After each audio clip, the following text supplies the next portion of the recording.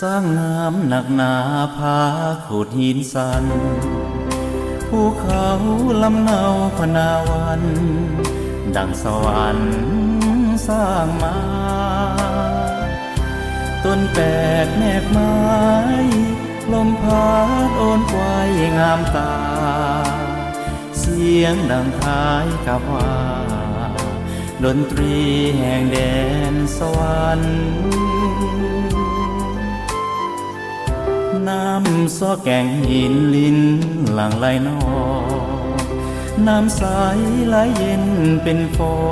งเมื่อแลมองสุขสันต์เห็นหมู่มาสาลองลอยทางงามนั้นนกน้อยงอยโกรธหินสันส่งเสียงอ่อนหวานดังนารีภูเขาควายสวยงามสวา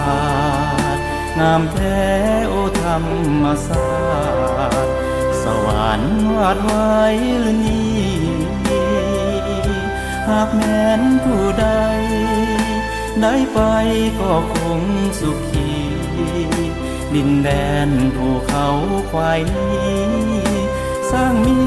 แต่สิ่งงามตายิ่งมองยิ่งงามยามเมื่อสาวตรู่ลมหนาวยังสวยพัดอยู่หมู่นกร้องกุมาแสงแดดก็ส่องทั่วท้องพานวันนาเห็นเมฆลอยตามจอมผาทราบซึ้งอุราข้าแท้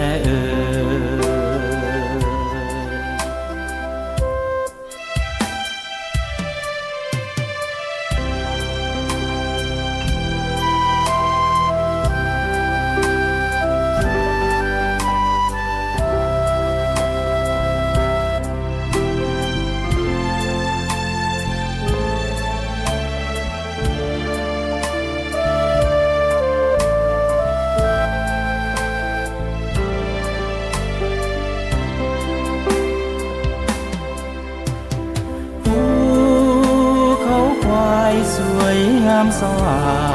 ดงามแท้โอธรรมศาสตร์สวรรค์วาดไว้หรือนี้หากแม้นผู้ใดได้ไป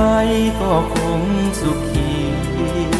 ดินแดนภูเขาควายนี้สร้างมีแต่สิ่งงามตายิ่งมองยิ่งงามยามเมื่อสาวตรู่ลมหนาวยังสวยพัดอยู่หมู่นกร้องกุมาแสงแดดก็ส่องทั่วท้องพานวันนาเห็นเมฆลอยตามจอมผาทราบซึ้งอุราข้าแท้